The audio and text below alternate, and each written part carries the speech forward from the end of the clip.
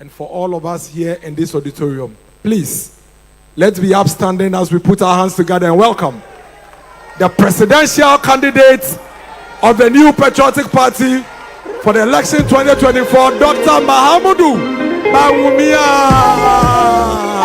Oh yeah, yeah. Kimpaluta senge. Kimpaluta, yeah. Ouch. Yeah. Me didn't have a yassido. Nanka me deteka. Ya kwamin kwa ni ya kwamin ba. Pressure kwana me daminda. Me didn't have a yassido. They spit on my face, so they block our way, so yo. Na me na shira, na shiro. Me say what you mamia, me say me chema o. Na me na shira, na shiro. Me say what you mamia, me say me chema o. Me didn't na buy asido. Na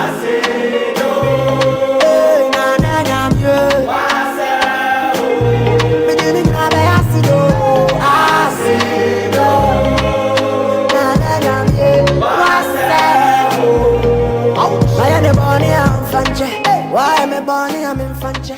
Don't have money that I want to say.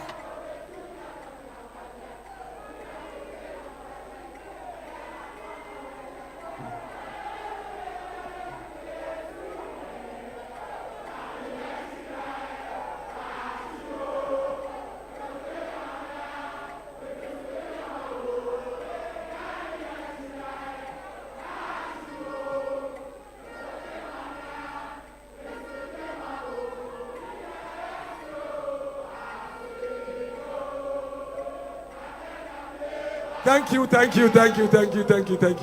you very much. Please put your hands together for yourselves. Thank you. Thank you very, very much. This is so exciting to be here this evening, and I know that the youth of Ghana have joined us from all the regions. Upper West, Upper East, Savannah, Northeast, Northern Region, Bono East, Bono, Ahafo, Western North, Western Region, Ashanti Region, Volta Region, Oti Region, Central Region, Eastern Region, and Greater Accra Region. Thank you all for making the time, and I greet all of you. I wish you a very good evening. Fellow ladies and gentlemen, youth of this country, tomorrow will be exactly 12 months to the day I was elected by a clear majority of the new Patriotic Party to lead the party as its presidential candidate for the 2024 elections. 34 days from today, you, the millions of young people of Ghana, will form the majority among the 18.7 million voters who are expected to cast their ballots. Your task is to perform two simple but extremely important duties. One, choose a parliamentary candidate to represent your constituency in the 9th Parliament. Secondly, you will be choosing the next president whose responsibility is to provide for your present, to facilitate your future.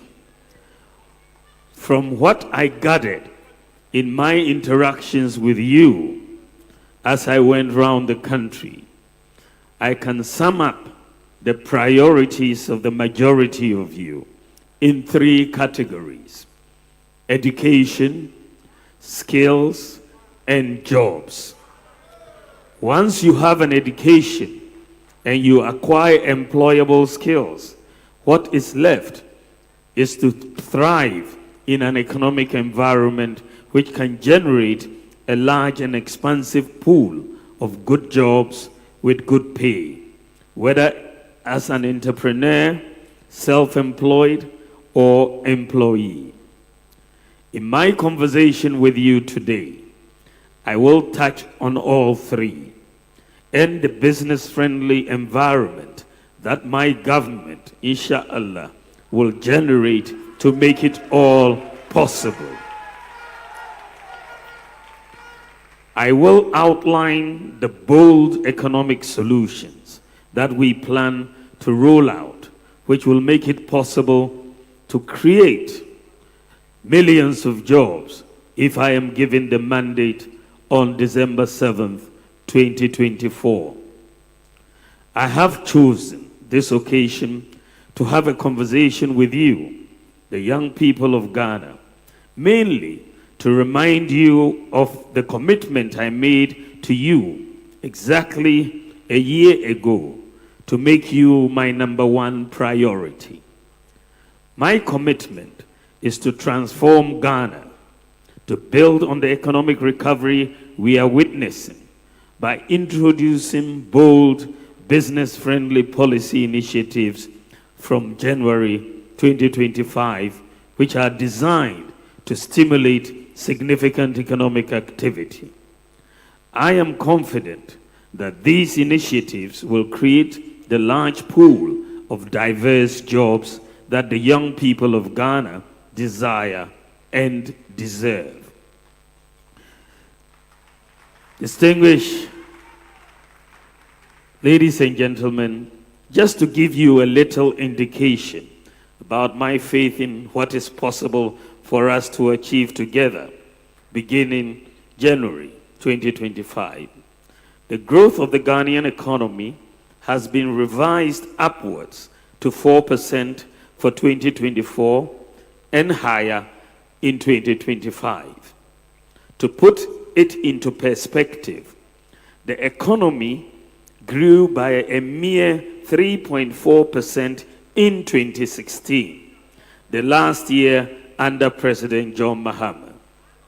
In fact, in 2025, Standard & Poor's is more buoyant with their forecast at 5.4%. I am even more optimistic that it is possible to do even more if, with your vote, you elect me as your next president and we implement my comprehensive business-friendly and job creation programs as outlined in the MPP manifesto, some of which I will highlight here. I'm seeing from the online numbers as I speak that more and more of you are watching and listening to me live across the country and beyond. I thank you for your attention. I know many of you will be voting for the first time next month. Indeed, 8 years ago, many of you were too young and therefore could not vote in 2016. Perhaps too young to remember self-inflicted crisis and homegrown hardships that my opponent put the nation through at a time when the whole global economy was rather stable and growing. You may not remember much that Ghanaians endured unforgiving doomsday for well over 4 years. If we were lucky, the lights would come on some part of the day and off for a whole 24 hours the next day, and so on. Barbers and hairdressers worked to earn just enough, if they were lucky, to pay for diesel for the small generator they had borrowed. The situation led to severe low productivity across board. Factories could not stay open for months, let alone 24 hours. And several Ghanaians lost their jobs as a result of the bad leadership choices of my opponent. The banks were bleeding. Some senior high schools had to shut down because the government refused to pay their feeding grant for 2 years. In 2016, just a few years after we became an oil-producing country, Ghana's economy, to the shock of the world, suffered its lowest growth rate for more than a generation. The situation was so bad for young people that a new group was formed with impressive membership nationwide. The name of that group was Unemployed Graduates Association. Coincidentally, the president then is the same man who is my opponent, or who would be my opponent on Saturday, December 7th. I know some of you may not be too eager to vote. I do not blame you if you have bought into the view that all politicians are the same and that your vote won't make any difference. But that is not so. I can tell you that your vote can make a big difference. I will tell you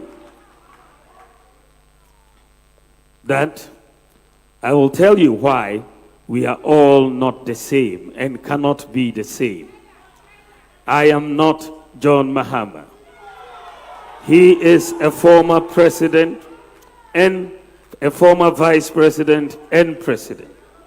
I am a vice president who has never been president before, who is asking you for the opportunity to lead and show what I can do if offered the opportunity this December. You can trust me to protect the public purse and use it selflessly to serve you. To the young voters of Ghana, I will say to you, do not switch off. I ask you to get involved. December is about you. December is about who can deliver for you, for your future, whom you trust, who has the integrity, the vision, the energy, the competence, the sense of where the world is today and your place in it, who has the humility to serve you and the decency not to insult you. I shall plead with you to make an informed choice. It is a choice between the one who had his chance and blew it and the other who is asking for a similar chance but to deliver with it, which is me.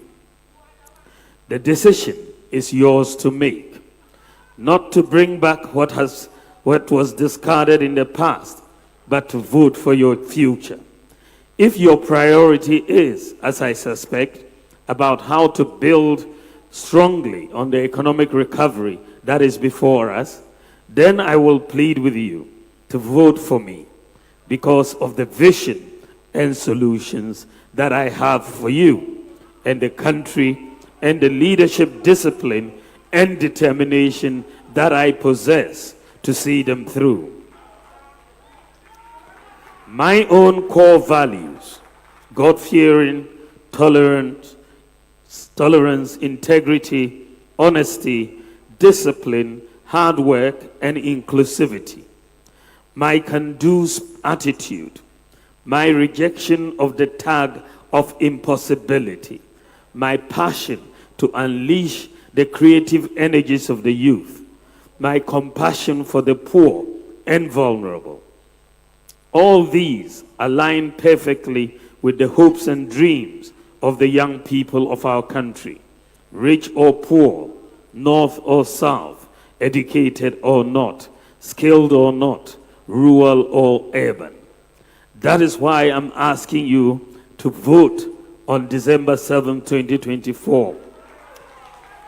Place your trust in me, and I shall not disappoint you. As Vice President since 2017, I have not had the luxury to write my autobiography. So please make do with this short bio. I was born in Tamale on October 7th, 1963, to Alhaji Mumuni Bawumia and Haji Mariama Bawumia. I attended Sakasaka Primary School in Tamale, Tamale Secondary School, Buckingham University in the UK for my first degree, Oxford University for my master's, and Simon Fraser in Canada for my PhD.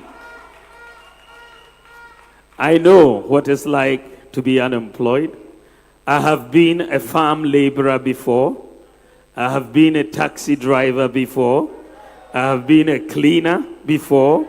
I've been a teacher, a technocrat, a banker, a running mate, a vice president, a father, and a husband.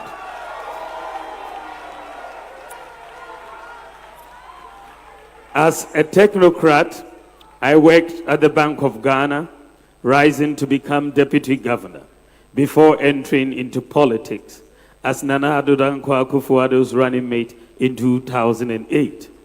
As vice president during the period that the world faced its worst global health pandemic in modern history and the worst cost of living crisis since the Great Depression of 1933, I believe I have gone inside the oven and come out baked and ready to take over and lead to solve.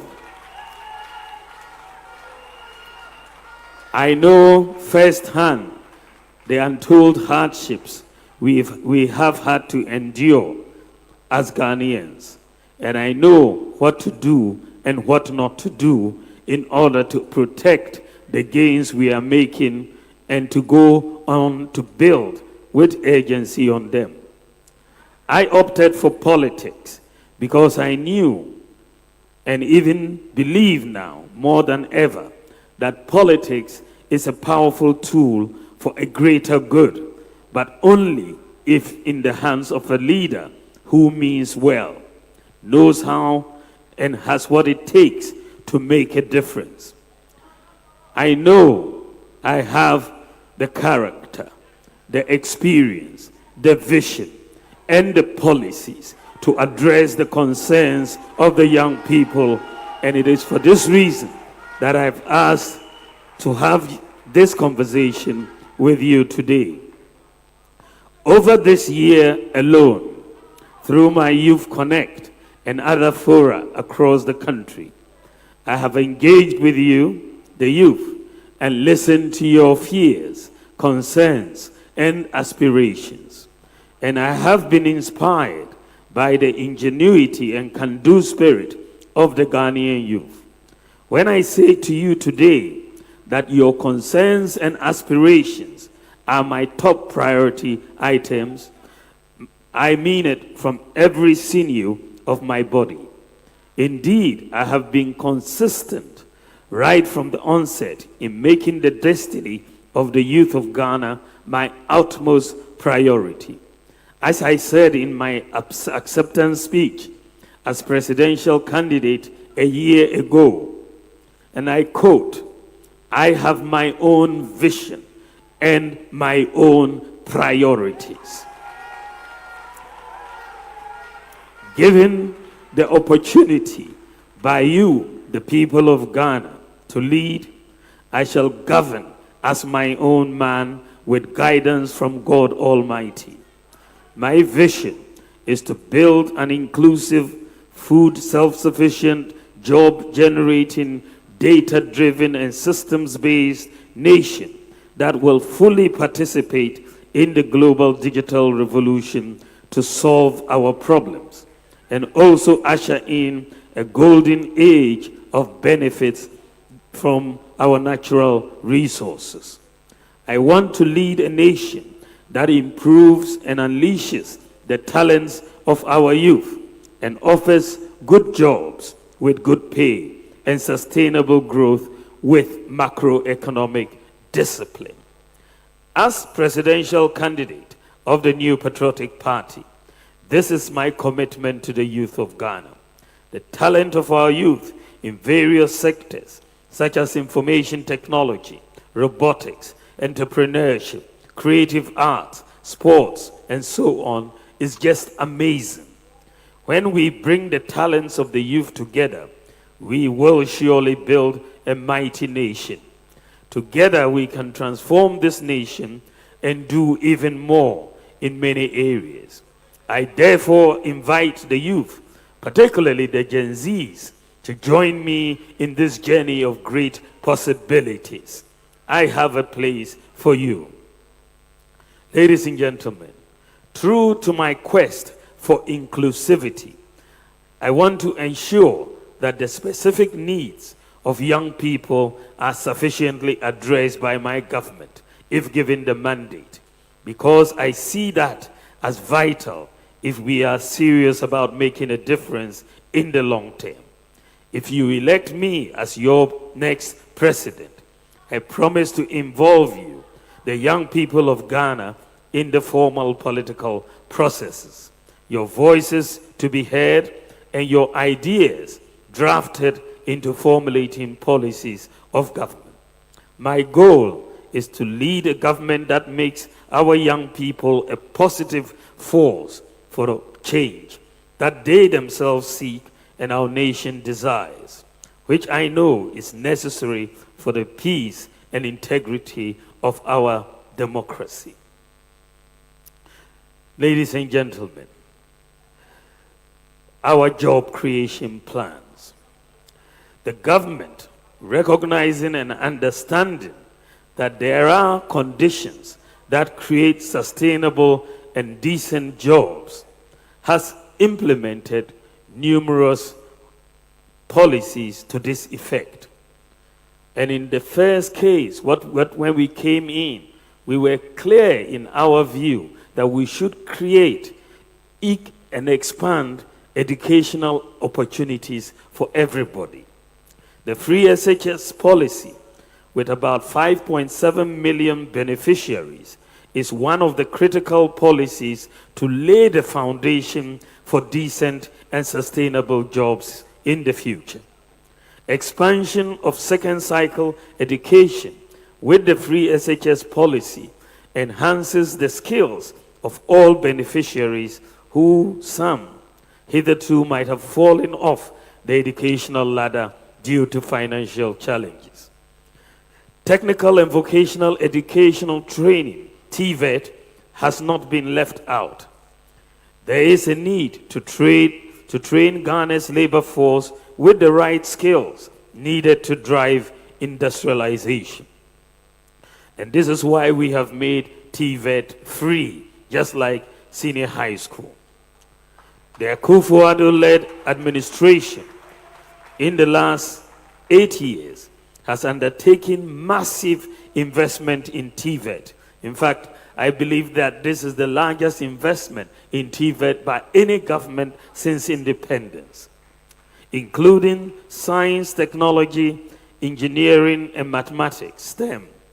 The vision is to prepare the country's emerging labor force with the right training, skills, and education for the fourth industrial revolution. More so, this is also to address the mismatch between skills of the labor force and the demands of industry. My government will build on this by expanding educational opportunities for all. My government will, among other things, increase the stock of student accommodation in our universities and other public tertiary institutions to address the housing deficit on our campuses and make them affordable. We will introduce free tertiary education scholarship for persons with disabilities to remove financial barriers to pursuing their educational goals. We will also set a quota for the recruitment of persons with disabilities in all government recruitment and also provide incentives to the private sector to recruit persons with disabilities. We will expand the eligibility for the student loan scheme to include all post-secondary students including certificate and diploma programs, and prioritize and direct a significant proportion of national scholarship schemes towards training and skills development. We'll protect and enhance the free SHS and free TVET, which is truly transforming lives and changing the life outcomes for millions of people. We'll continue to develop additional infrastructure for our educational institutions to meet the increased numbers that are resulting from the free senior high school policies. Distinguished ladies and gentlemen, a conducive economic environment is a prerequisite for decent and sustainable job creation. With our philosophy of economic liberalism, we believe it is our responsibility to create an enabling environment for the private sector, which we believe is our engine of growth to flourish. Among other things, a stable macroeconomic environment is paramount. My government will reduce the fiscal burden on government by leveraging the private sector. Under the two-term administration of His Excellency Nana Addo Dankwa Akufo-Addo, we have put in place many social safety nets, like free SHS, free TVET, and so on. With all these social safety nets in place, my government will now focus on jobs and wealth creation by the private sector for all Ghanaians.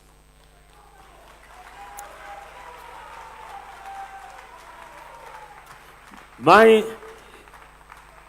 administration will incentivize the private sector to complement government in the provision of many infrastructure and other services to reduce government expenditure and improve maintenance. We are going to do something that has not really been done in Ghana before. We are going to move to engage the private sector to build roads, schools, hostels, houses for government, and to rent or lease to own. The demand for roads construction is massive, and this has historically placed a huge burden on the budget. I believe that the private sector should finance the construction and maintenance of roads through PPP concession arrangements. Also, government will move towards leasing rather than purchasing vehicles, printing equipment, and so on. The private sector will have the responsibility for maintaining the equipment. With this approach, the budget can save very significant outright cash expenditure annually from various items across ministries, departments, and agencies. So with this solution, and this is why I'm saying we haven't done this before, if you need to buy 700 buses for schools, there's no point in government trying to fork out all the money to go and buy 700 buses. We will say to the private sector, government needs 700 buses for our schools. The private sector will then lease government 700 buses, and then we will pay over time. We don't have to expend all the cash at once. So every school will get a bus.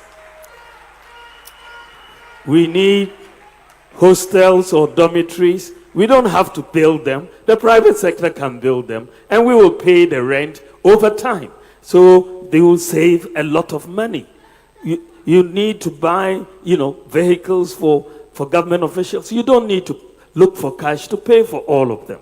You ask for a lease and do so. Roads and so on. So this is the thinking behind this policy. And I am going to the move to include the private sector in the provision of many services will therefore create fiscal space. And we are proposing in the first 4 years, we're going to move immediately 3% of GDP of government expenditure to the private sector. 3% of GDP comes up to about 30 billion Ghana cedis. And we are moving that to the private sector. This is jobs. This is jobs for the people. The private sector has an incentive because the private sector knows the government is going to rent this building. If I build it, they will build it quickly. And they will rent it, and we will pay. So you will not have many uncompleted projects around the country because the private sector has an interest in completing all of these projects, whether it's hospitals, whether it's schools, whether it's roads, because they know they will be paid. And their banks know they will be paid, and the pressure on government will be much less. This represents a major paradigm shift. And this is why I say it has not been done before. We are going to do something very new structurally in our budget. We are also going to make sure that we continue the infrastructure program that we are engaged in many projects. We will complete all the Agenda 111 hospitals. Some will be completed this year. Most will be completed next year. But the good thing is that we will be able to recruit about 70,000 to 72,000 health personnel in the Agenda 111 hospitals. We have focused a lot on roads, and we have not yet finished, but we focused a lot on roads in our last 8 years. You've seen that we've done probably 3 to 4 times more roads than the previous government has done. We focused a lot on roads, but my focus, in addition to roads, by the grace of God, when I am president, I want to focus on railway. Railways are going to be very transformational for this country. We have to link our resources with the ports and other areas. So I'm going to focus on 2 major rail lines, the Eastern Line going to the north and the Western Line through Kumasi, Obuasi, and all of those areas to West Takoradi. So we are going to focus on the rail and not just focus on the rail. I was having a discussion with the dean of the railway school at UMAT in Takoradi the other day. And I said to him, why do we have to import so much to do rail? Because Ghana had been seeing railways since the 1920s. And I want to challenge you that all the key materials, the blocks, that you use, the steel and all of that, let's manufacture all of them in Ghana. Let's manufacture all the materials here in Ghana. Let's not import them. Now, if you are going to do that, you are going to create jobs, and as you lay these rail lines across, we will do it. So let us master the technology. We can do it. And he agreed with me that it was possible, and we are going. So I'm going to insist that we make all these blocks. I mean, we're even importing concrete blocks from abroad for our rail. Concrete blocks, so we have to stop that. We are going to use local materials, which we have the resources to make the steel for the rail lines and create the jobs for our people. So I'm going to focus, because for this country to transform, we need rail. We need rail to explore our bauxite deposits, our iron and steel deposits, and all of that. So I'm going to focus in my presidency in making sure these 2 lines, the Eastern and the Western, come into being for Ghana to prosper and for us to create jobs. You will also see that in addition to this, government is commissioned the Petroleum Hub in Jomoro, the Izima area. And this is a major project. It's a $60 billion project. And the portal has been opened, and we are going to be able to see all the estimates come up with around 780,000 jobs for the Petroleum Hub. 780,000.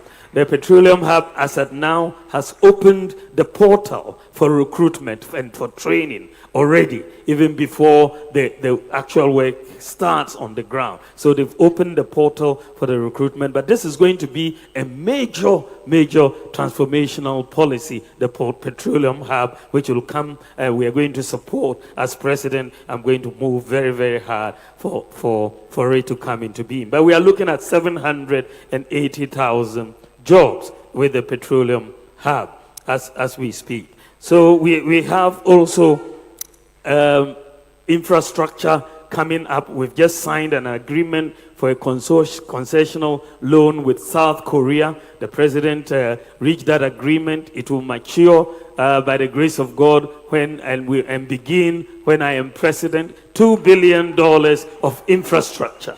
And we are going to be building many pieces of infrastructure across the country. We've put together the list of projects that we are going to construct with this, and it's going to create a lot of jobs with this $2 billion investment.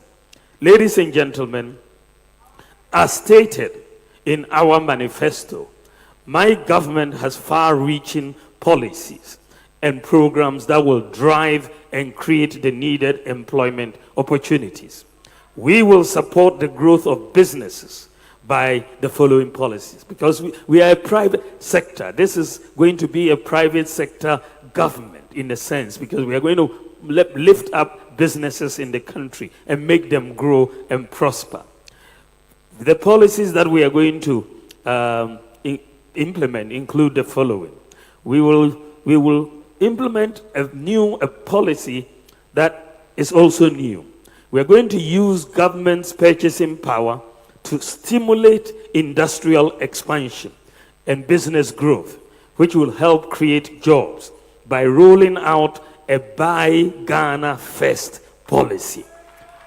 Buy Ghana First policy, under which all goods and services procured by the public sector will first be filled by goods and services produced locally. So the other day I visited the Volta Star Textile Company in Joapong. And when I got to Joapong, they took me around their whole factory. And then it was clear that they were doing all sorts of textiles, school uniforms for all the schools and all of that. But they told me that somehow we were no longer buying from them. These uniforms and materials were now being imported from abroad for the schools. And I thought, no, that is wrong, because that means we are creating unemployment. We need to rethink as a country and be smart in that regard. So I thought very quickly. I said, we will implement a Buy Ghana First policy. And we are going to back it with law. So, if the Ministry of Education is to procure school uniforms, first look into Ghana. We have a lot of factories. We have a lot of tailors. Let's buy it from Ghana first. Then we will create the jobs in Ghana. So we are going to implement the Buy Ghana First policy, and we are going to back it by law. And it should require some amendment of the Public Procurement Act as well. But we are going to do it because it's in the interest of our country.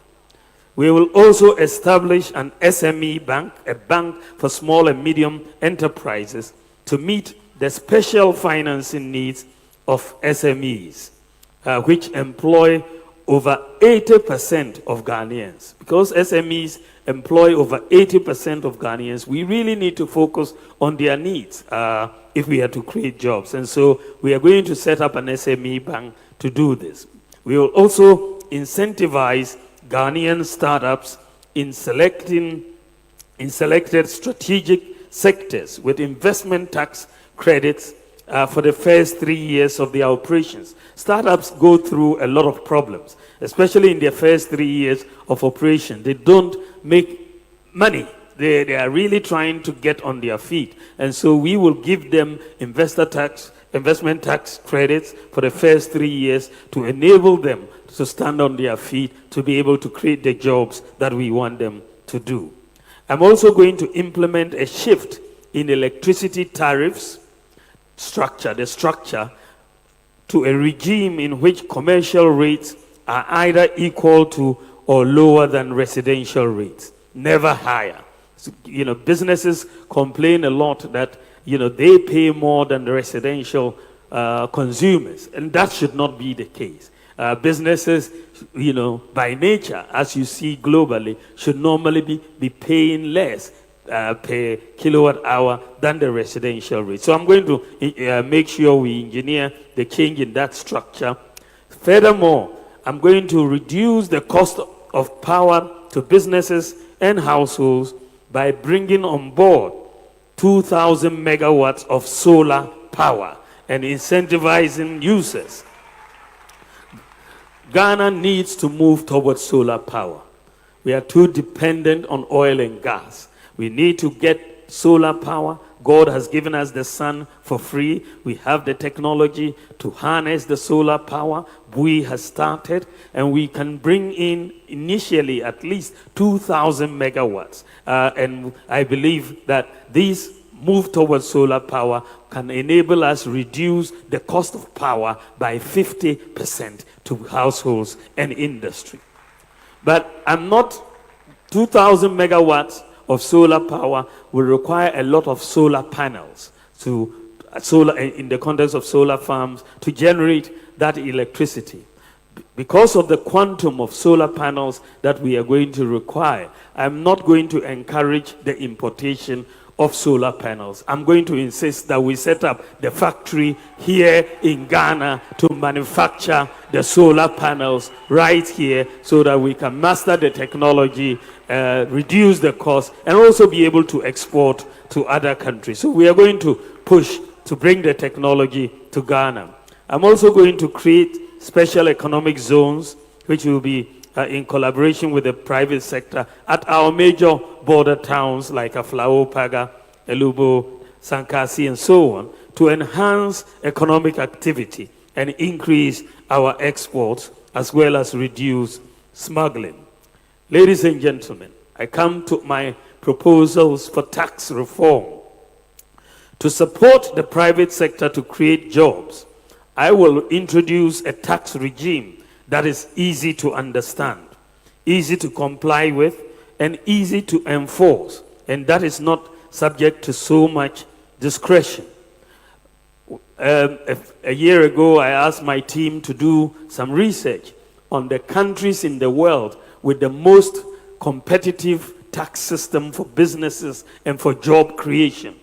They looked at the research, came back and said that the most competitive country in the world as far as tax system is concerned was Estonia. So I took a team and we traveled to Estonia.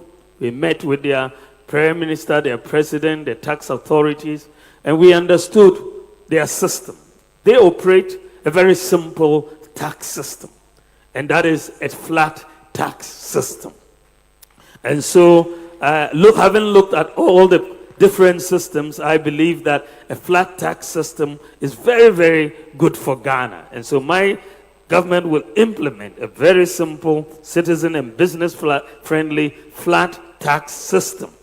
A flat tax of a percentage of income for individuals and businesses with appropriate exemption threshold set to protect the poor. With the new tax regime, your tax return will be very easy to complete. We will also simplify our complicated corporate tax system and the VAT regime.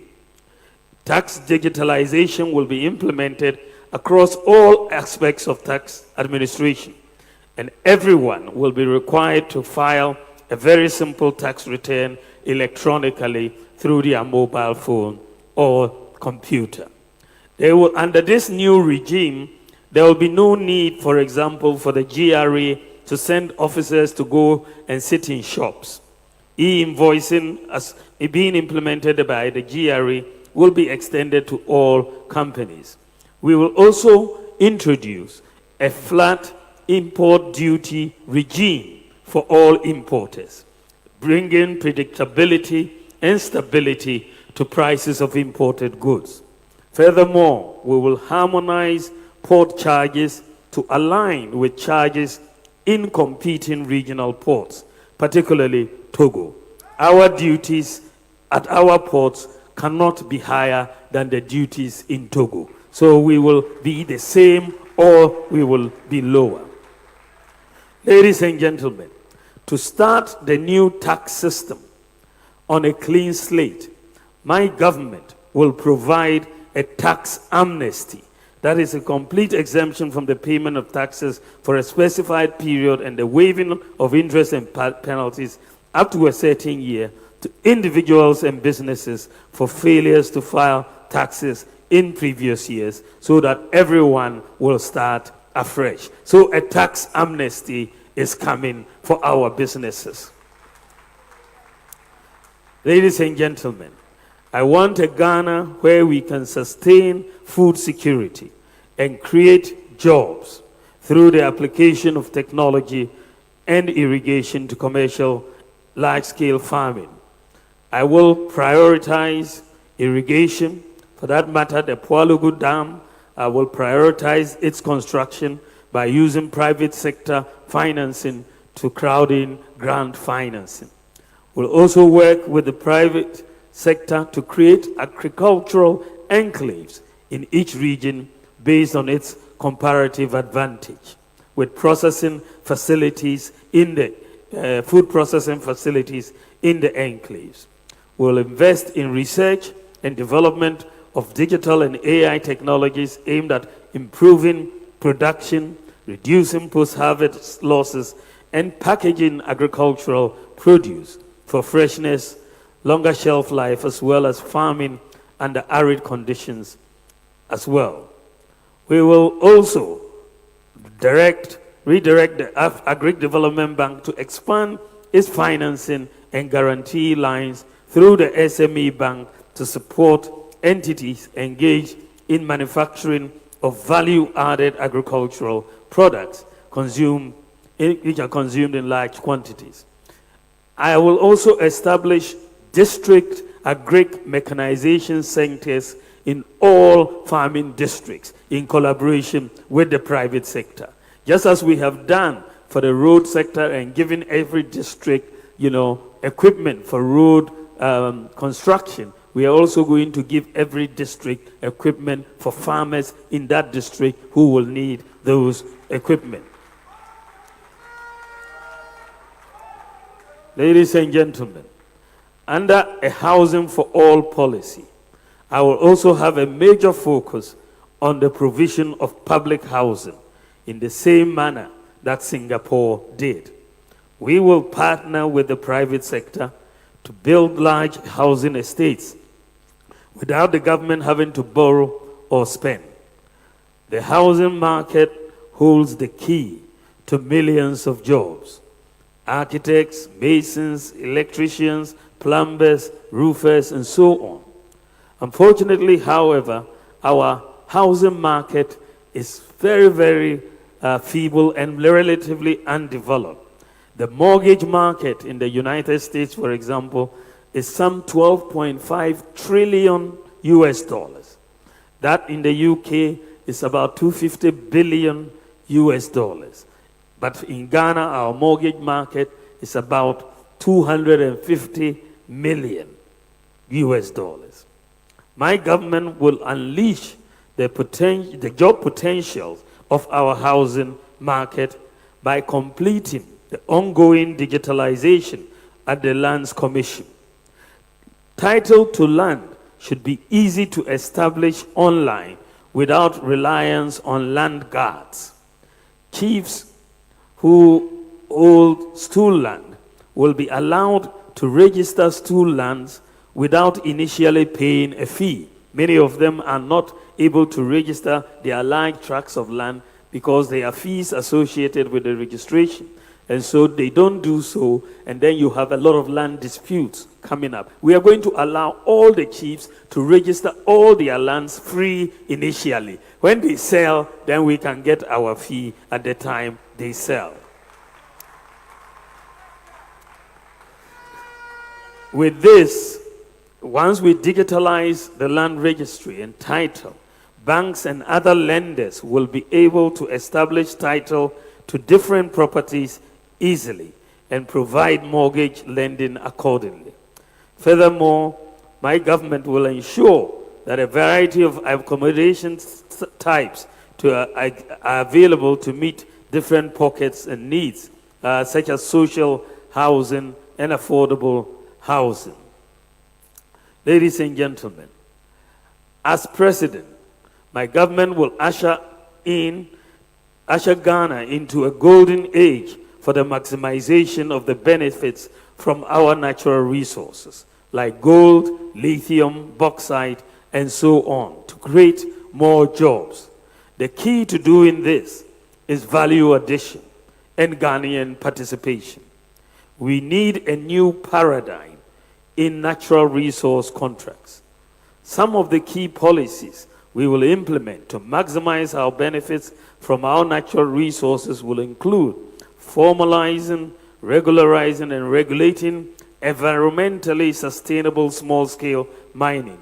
Our goal would be to help grow small-scale mining companies into large-scale companies with capacity building and assisting them to access financing to acquire equipment. In line with this, we will license all miners doing responsible mining. District mining committees, including chiefs, will provide the initial temporary licenses. Every Ghanaian in small-scale mining will register under the Ghana Small-Scale Miners Association with their Ghana card.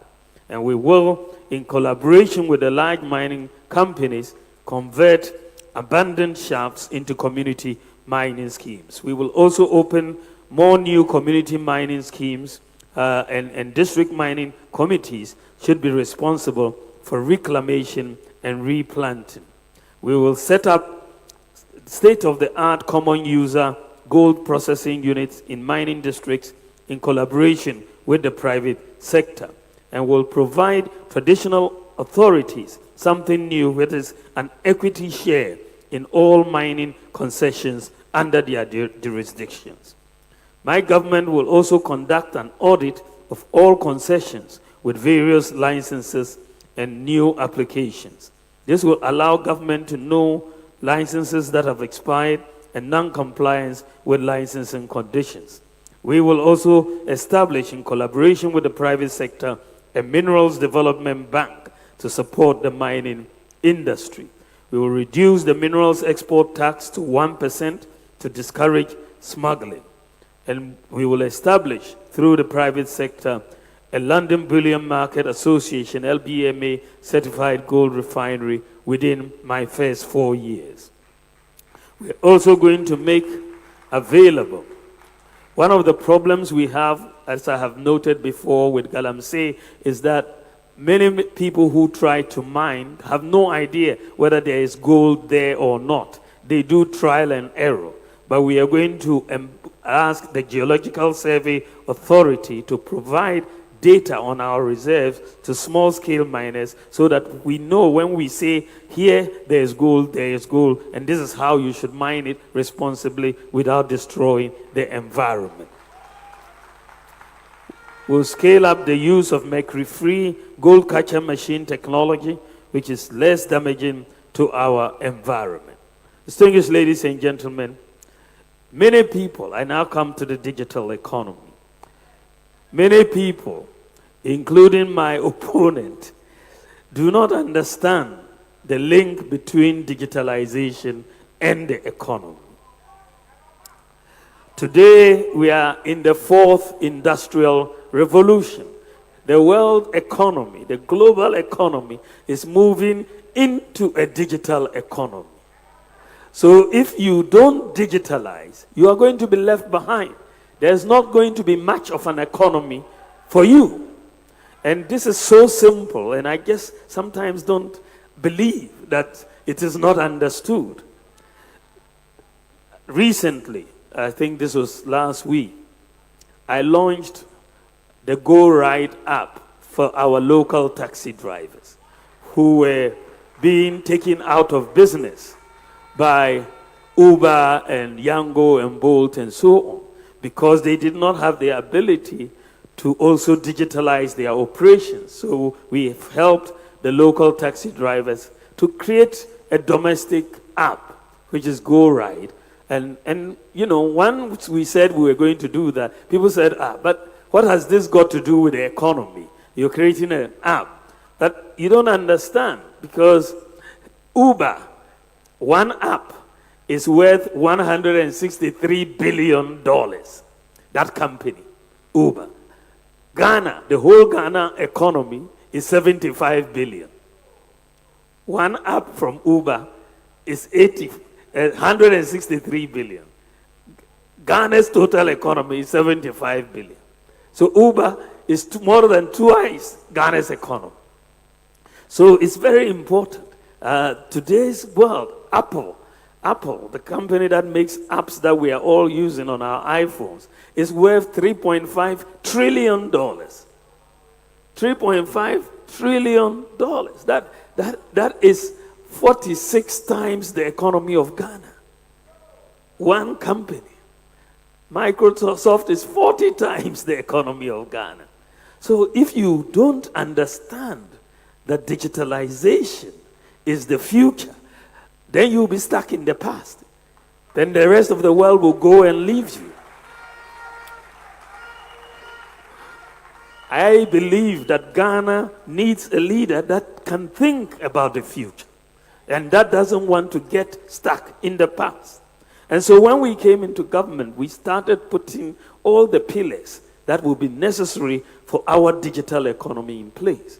And people didn't understand that. We've done the Ghana card, done the digital address, we've done mobile money interoperability, and so on. And we are one of the fastest digitalizing countries in Africa right now. I want to build a Ghana where we leverage technology, data, and systems for inclusive economic growth. Because if you don't have technology, data, and systems, then the poor are left out of the system. You have to know somebody. But when you have systems, you can pick up your mobile phone and renew your national health insurance without knowing anybody. You don't need to pay any bribe. You can apply for anything and receive it just on your mobile phone. You don't need to pay any bribe. So when I talk about inclusion, this is what I'm talking about. Protecting the poor who don't know anybody. I want us to apply digital technology for STEM, robotics, and artificial intelligence for the transformation of agriculture. Agriculture is an area where it's all technology. If we continue the way we are doing, without science and technology being brought to bear on agriculture, our yields will not really go up as we require. As part of this process, it is my goal to eliminate the digital divide. If you are going to digitalize, then your whole country must be digital. So we want to achieve close to 100% internet penetration in Ghana. We've already made significant progress in this direction by increasing internet penetration. When we came in to office, internet penetration was 34%, right? And then now we have increased it to 70% as of 2023. And so most advanced countries are above just 90%. So we are going to get there, and I want us to get close to 100% very soon. So the task in the next 4 years is to move from some 72% to over 90% as exists in advanced countries. And I want to make sure that everyone has access to the internet at affordable prices. It is possible. I want to see Ghana build the digital talent we require for the fourth industrial revolution. You need digital talent. This will mean providing digital and software skills to hundreds and thousands of youth. This, along with other policies, will create jobs for the youth, including school dropouts. In collaboration with the private sector, we will train at least 1 million youth in IT skills, including software developers, coders, to provide job opportunities worldwide. So with your digital skills, you are able to sit down in Asankragua or in Funsi or in Sefiyu also, and you'll be working in America, in Canada, in the UK, right from here in Ghana. Generally, there will be an enhanced focus on TVET education. My government will also support the establishment of a national Open University Ghana in collaboration with the private sector with a focus on ICT, TVET, and STEM. To prepare our children for the fourth industrial revolution workplace, I will enhance the positioning of the education system towards STEM, robotics, artificial intelligence, and vocational schools to cope with the demands of the fourth industrial revolution and job creation. My government would make coding and robotics standard in senior high school. Furthermore, to become a digital hub in Africa, Ghana's telecoms industry needs more investment. The cost of data for the ordinary Ghanaian has become too expensive. Even though we are among some of the least in terms of prices in Africa, I still believe it is too expensive. It goes against the very ethos of our digitalization journey, and I commit to working with industry players in setting clear policy guidelines that will remove any investor uncertainty and difficulties in business planning, including the expeditious allocation of spectrum driven more by the goal of enhancing digital inclusion and less by revenue considerations. We will work with educational institutions and leading Ghanaian and global tech firms to establish a national robotics, engineering, and AI lab for research and training of young Ghanaians locally, and will provide venture capital as well as grant funding to commercially viable tech projects by Ghanaian startups to drive innovation and foster high-tech entrepreneurship, create jobs, and support the growth of Ghanaian high-tech business.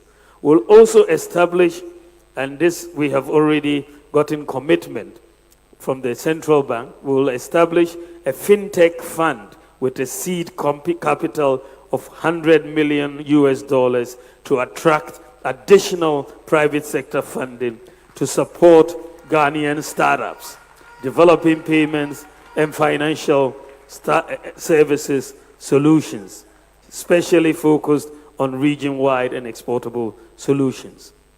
One of the things that we have insisted on right from the beginning, and what we are going to continue to do, is to make sure that our tech development is driven by local Ghanaian companies. That is what we have done. If you look at our tech development, whether it's the Ghana card, whether it's the digital address, whether it's the mobile money interoperability, Ghana.gov, e-pharmacy, and so on, we have driven our tech development by local companies, and recently Go Ride and so on. And that helps our job creation locally rather than bringing it from outside. So we are going to continue to do this. I will also be abolishing, eliminating import duties on mobile phones until manufacturing capacity is established in Ghana so that we can put smartphones and other phones in the hands of the Ghanaian public at affordable rates. On this digital journey, I will also abolish the e-levy as we have already stated before. Ladies and gentlemen, I now come to a very important topic in terms of what we can do for job creation. Ladies and gentlemen, in advanced economies, workers are able to easily access credit to purchase basic items such as televisions, cars, mobile phones, and houses. They are able to do so because the credit system works and it is supported by individualized credit scoring by credit rating agencies. In the advanced countries, people are able to obtain mobile phones for free under contract arrangements with phone companies, for example, based on their credit scores. But for people with impossibility mindsets, they don't understand these things. In Ghana, such a credit system is yet to take root broadly. And therefore, life is harder for workers. It is my goal to make it easier and cheaper to access credit by leveraging on our data and systems, such as the Ghana Card, Ghana Post GPS, mobile money interoperability, the DVLA, GRA, bank accounts, and so on, to build an efficient credit system and mortgage market in Ghana, underpinned by individualized credit scoring and digitalization and land titling transfer. It is very, very important because without individualized credit scoring, which is broad-based, banks don't have enough information to lend to people. And so banks rather will lend to government and not lend to people. But if you have individualized credit scoring, people can buy things. If you're a nurse, you're a teacher, you're a taxi driver, you're a mechanic, you're someone who vends, a street hawker, even a kaya, as long as you can show income coming in through your Momo accounts and so on, you can have a credit score and the bank can give you credit and you pay small over time. With a credit scoring system, you don't need to know somebody to get your credit. We will be moving into digital lending. Digital lending. You sit on your mobile phone and receive a credit to say, this is your loan, go and spend it. That is, you don't know anybody, but you have a credit score and you'll be given the loan based on your credit score. And so we are going to move into a new era that exists in the advanced countries. So you don't need to know somebody to get a loan from Maslow or this or that or that. No. The credit score then becomes your guarantor and the key to open the door to access credit. We're going to move Ghana into a new era. We started, putting things in place when we came into office. In the advanced countries, the individual credit scoring is based on 3 critical pillars. Number 1, everybody has an ID card or an ID number. Otherwise, you won't get credit. Number 2, everybody has a house address. If I give you a TV to pay on credit and you don't pay, I'll come to your house and pick it up. Right? So everybody has a house address. And number 3, everybody has a bank account. So when we came into office, looking ahead, we decided to put these things in place. We've done the Ghana card, so everybody has an ID. We've done the digital address system, everybody has a digital address. And we've done mobile money interoperability, which means practically everybody has a bank account in Ghana. In fact, let me give you one statistic. Ghana is the only country in Africa that has 100% access to financial inclusion. The only country. In the whole of Africa, 100% access. If you don't have because in Ghana, our Momo accounts work like bank accounts. They are interoperable with bank accounts. That is the big difference. And so, if you don't have a mobile account, it's because you don't want one. But if you want one now, right sitting here, you'll be able to open one. It's that simple. And so, we have elevated financial inclusion. We are the country with 100% access to financial inclusion. So when we came into office, we put in these three pieces: Ghana card, digital address, mobile money, interoperability. And this is now the foundation for credit scoring. So when we were talking digital, people could not relate it to the economy. They couldn't see what I was seeing. They said, why is this man focused on digital? It's not the economy, but the digital is going to give you money, right? So we've now put all these things in place, and I thought that we would be able to start the credit scoring system next year. But by the grace of God, we are going to start it this year before the end of this year. It is going to make life much easier for Ghanaians as we build our credit and then be able to access loans just like they do abroad. I'm told that the country in the whole of Africa that has an effective credit scoring system is South Africa. We also have systems in Mauritius, in Kenya, in Egypt, and so on, but they are not apparently as effective. But be that as it may, we will be joining the list of few countries in Africa with individualized credit scoring systems. And I will launch Ghana's credit scoring system on November the 7th. So just in a few days' time, Ghana will join what we were thinking only exists overseas. But this will change the game. This will change the game for Ghanaians and for the youth, because a lot of people just want a loan to start a business. You could get a loan, and this is why it's a very, very good policy. We are going to boost sports, the creative arts, and tourism through our e-visa policies to bring in visitors. Very easy to obtain visas. A visa-free policy for African and Caribbean nationals. We're talking about working and bringing streaming services, streaming apps for digital content. We've already started with the music app, which the private sector is putting together. We want to establish a sports development fund to really help sports development in this country and to upgrade our pitches to meet international standards, also to continue with the AstroTurf construction across all the country.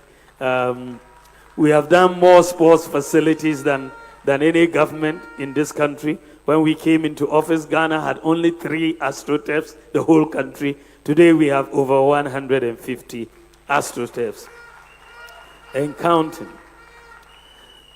I'm going to make sure, because for the issue of governance is very important in job creation. We're going to work on a digital framework and for automation of government services.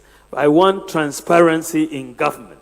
And so I want the whole of the public sector to go on a digital platform so that you will have complete transparency. And not only do we have a digital platform, it's going to be a platform which is blockchain backed. Blockchain backed means you have complete traceability of all actions that government is taking. You cannot take a decision and hide. It is available for everybody to see, and that is how we tackle corruption. So we're going to bring in blockchain, we'll put government on a digital platform and make sure that we are able to do this. One of the most potent weapons against corruption is transparency. And you see that a lot of corrupt activity is cash-based. And I want us to really move more in the area of electronic payments to be used in transactions as opposed to cash. So I would like to bring Ghana close to a cashless economy in the shortest possible time. The Bank of Ghana has made a lot of progress in this direction by putting in place a lot of systems and infrastructure that is required. And these include the mobile money interoperability, merchant interoperability, universal QR code, Eastwich, Ghana Pay, and so on. So we have the necessary infrastructure, and recently the bank has piloted the ECD, which is a major transformation, and I believe that by next year, the central bank, I believe, will launch the ECD. And this will really be, from my point of view, one of our ultimate weapons in our fight against corruption, because it will provide transparency, reduce the risk of fraud, robbery, tax avoidance, and the movement of money, and identify suspicious activity so that we can do that. Ladies and gentlemen, we must collectively have a mindset of possibilities and not impossibilities. The challenges we must overcome as a country are too important to let our political differences derail us. There is a critical failure of mindset that manifests itself in the absence of core values, patriotism, and principles within our society. We need to invigorate the can-do spirit of the Ghanaian, to believe that we can even do better than we have ever imagined, and we can be world beaters if we put our mind to it. We can be proud of some of our accomplishments to date. Ladies and gentlemen, many may not know, but even in our current circumstances today, Ghana has the second highest education quality in Africa. The second highest education quality in Africa. Tunisia is number 1. Ghana is number 2 out of 54 African countries.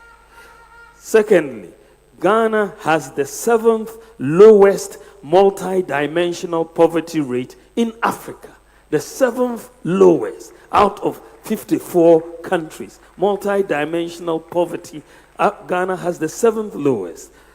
Thirdly, Ghana is on the list of countries with zero hunger. Zero hunger. Fourthly, Ghana is second on the list of countries with decent work and economic growth in Africa. Second, out of 54. Fifthly, Ghana is the only country in Africa with 100% access to financial inclusion by its population. Ghana has the fastest growing mobile money market in Africa. 7, Ghana has the 3rd highest food security in Africa. After South Africa and Kenya, Ghana has the 3rd highest food security in Africa. 8, Ghana is ranked 3rd in Africa in terms of affordable internet rates. Even though for me, I still think it's too high. But the ranking gives us 3rd. 9, Ghana has the largest medical drone delivery service in the whole world. The whole world. Ghana has the largest medical drone delivery in the whole world. 10, the Mo Ibrahim Index indicates that Ghana is the 7th best governed country in Africa. The 7th best governed country in Africa. 11, Ghana is on the list of 10 countries in Africa with the lowest petroleum prices. 10 countries, the lowest 10 out of the 54, Ghana is on that list. Number 12, Prempeh College and Mamfi Methodist Girls Senior High Schools have won world robotic competitions. World robotic competitions. So it is possible. It is, I'm just mentioning these to let us know that we should be confident about the future.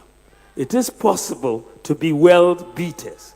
We can do things much better than the rest of the world, not just African countries. Let us think big. Let us think about possibilities. It is possible for us to be the best in the world. As I conclude, ladies and gentlemen, I believe that as Vice President, The policies I have championed or initiated have impacted or will impact the lives of virtually every Ghanaian. These include the Ghana card, the digital address system, mobile money interoperability, Agenda 111, e-pharmacy, Ghana.gov, One Constituency, One Ambulance, Zongo Development Fund, paperless ports, motor insurance database, renewal of NHIS membership on the mobile phone, the Ghana card number as your TIN, SNIT, and NHIS number, zip line drone deliveries, gold for oil, gold purchase program, and so on. I have 33 such policies to my credit as Vice President. As Vice President, I have 33 such policies to my credit. Through the successful implementation of these policies, I have proven to be a problem solver and a promise keeper. I challenge anyone to mention just one policy my opponent championed or initiated or implemented as Vice President. Just one. Just one. Just one. I have never been President of Ghana before. I am presenting myself to you for the first time to ask for your precious vote to serve you as your president and to continue the development agenda of the MPP. And in all humility, I would like you to give me the opportunity to become one of the most impactful presidents in Ghana's history.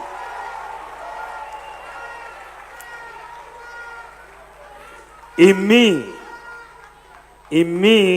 you will have a brand new tear rubber president, not a second-hand failed president.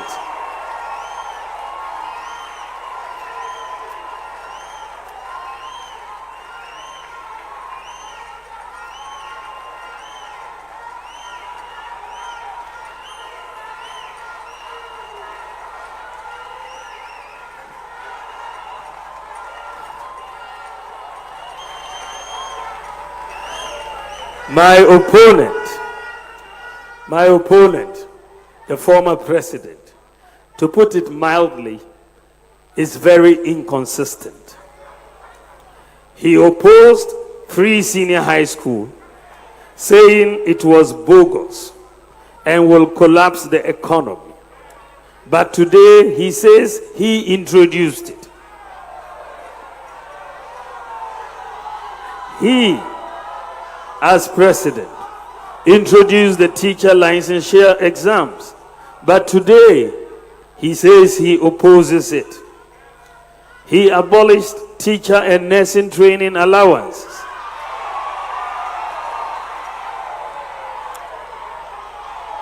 He said he would abolish it even if it cost him the presidency. But today he says he will continue to pay them. He is not committed to it. It's just for political expedience. He has touted in the past infrastructure as one of his achievements. But because our infrastructure record is superior to his, today he says that infrastructure doesn't matter for the economy, that the economy is different from infrastructure. How can that be? I mean, really? For someone who has been president of Ghana to say the infrastructure doesn't have anything to do with the economy, then I understand why the economy collapsed under his watch. Today he says there is no link between digitalization and the economy. Right? How can that be in this fourth industrial revolution? How can we have a leader who doesn't appreciate the value of digitalization in a digital global economy. He should not be allowed close to the presidency with that mindset. He should not be allowed close to the presidency with that mindset. A leader who doesn't understand digitalization in today's world wants to be president of a country like ours, trying to move forward into the future? No. Ladies and gentlemen, his signature economic policy, the 24-hour economy, has defied explanation and understanding. It's basically a case of one day, one explanation, including the rearing of lions and elephants. The latest explanation that I have heard from them is that for one job, you will have 3 shifts and 3 workers. So if you have a school, one teacher will come in the morning, another will come in the evening, and another will come at midnight, including kindergarten teachers. He also says it is voluntary and will be implemented gradually. Ewurade Nyankopɔn.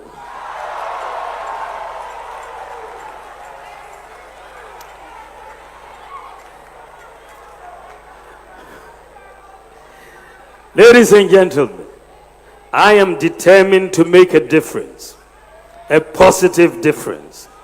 I will work for you and with you, with honesty and integrity, with wisdom and decisiveness. I have clarity in my mind as to what I want to do from day one if you make me president. I will not ask for a honeymoon to cool off and think about what to do with the responsibility you would give me.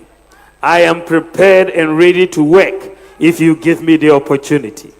You know what I stand for. You know my vision. I believe in the ingenuity of the Ghanaian. Together we can succeed in building a progressive society of possibilities, enterprise, compassion, open opportunities, and shared responsibility of every Ghanaian, born rich or poor, born in the north or south, born Christian or Muslim, born boy or girl. To the youth of our country, let me repeat my appeal to you. Our nation is at a crossroads. We are preparing to elect a new president on the 7th of December 2024, and I believe I would serve our nation better as your next president. I am a problem-solving leader. In the last 7 years, I have, with the blessings of President Akufo-Addo, led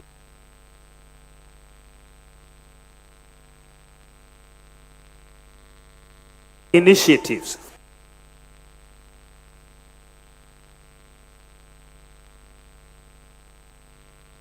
to address some of the fundamental problems with public service delivery. I possess the integrity you require in your next president. I believe the Almighty has blessed me with the fortitude of character to ensure the implementation of bold solutions for the future.